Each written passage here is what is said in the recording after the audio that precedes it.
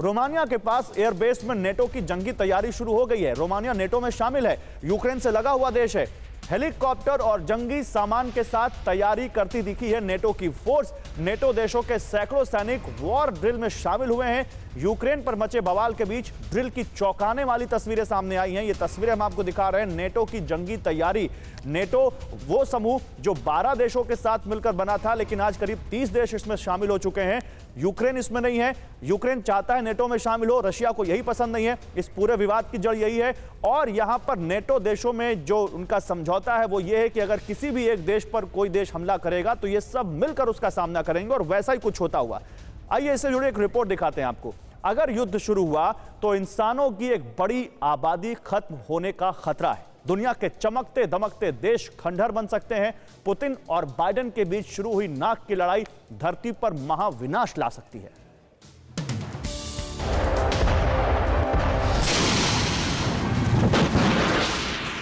अगर टक्कर हुई तो दोनों देश किसी से कम नहीं। अमेरिका सुपर पावर है तो रूस सीक्रेट सुपर पावर। रूस की हाइपरसोनिक मिसाइलें भी परमाणु हमला करने में सक्षम है। आपको रूस की जंगी ताकत बताते हैं। रूस हाइपरसोनिक मिसाइल से 2000 किलोमीटर तक परमाणु हमला कर सकता है।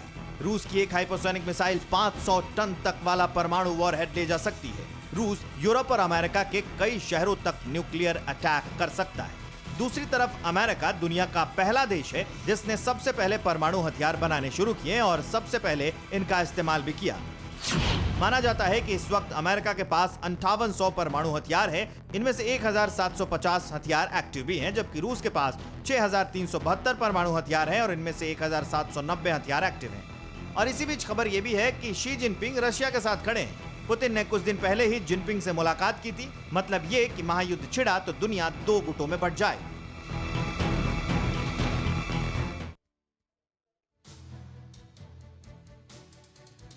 तो मनीष, यूक्रेन की तैयारियां तो हम लगातार दिखा रहे हैं, रूस की तैयारियां दिखा रहे हैं, लेकिन अमेरिका जो इस पूरे विवाद का और इस पूरी टेंशन का एक बहुत अहम किरदार है।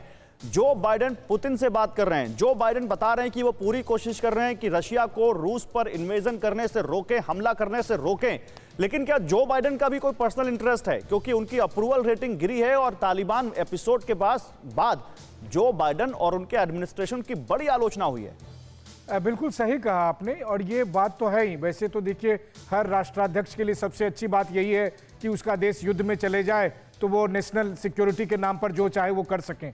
लेकिन यहाँ पर बात यह है कि देखिए, जब अफगानिस्तान में अमेरिकी सैनिक गए थे तब हर अमेरिकी को ये लगता था कि हमें 9/11 का बदला लेना है। लेकिन आज जब यूक्रेन में अमेरिकी सैनिक जा रहे हैं, और अगर मान लीजिए एक बार के लिए कि युद्ध होता है, 10-20 अमेरिकी सैनिक मारे जाते हैं किसी कारणवश, तो अमेरिका अपने लोगों को कैसे बताएगा कि वहां पर हमारे लोग क्यों शहीद हो रहे हैं? इमीडिएट कारण क्या है? तो बस यही कि यूक्रेन को नाटो का मेंबर बनाया जाए या नहीं बनाया जाए। एक भी अमेरिकी इसके लिए कितना चिंतित होगा कि बने या नहीं बने। तो निश्चित तौर पर अमेरिका का इंटरेस्ट तो है ही, और अमेरिका का सबसे बड़ा इंटरेस्ट है कि जो बाइडेन समझते ये हैं कि ट्रंप के टाइम में यूरोप ने जिस तरह से अमेरिका से अलग अपना संबंध बना लिया था, तो अमेरिका एक बार फिर से कैसे सुपर पावर नंबर 1 बन सके, ये एक इमेज बनाने की तैयारी है, जिसके लिए वो सब कुछ ऐसा करने की कोशिश कर रहे हैं। लेकिन फिर है कि कितना सफल हो पाएंगे, क्योंकि हमें नहीं भूलना चाहिए कि सामने में बैठा एक शख्स है प्रेसिडेंट पुतिन, जिसने अब तक कम से कम 4 या 5 अमेरिका के राष्ट्रपतियों के साथ डील किया है। तो बाइडेन उनमें से एक है।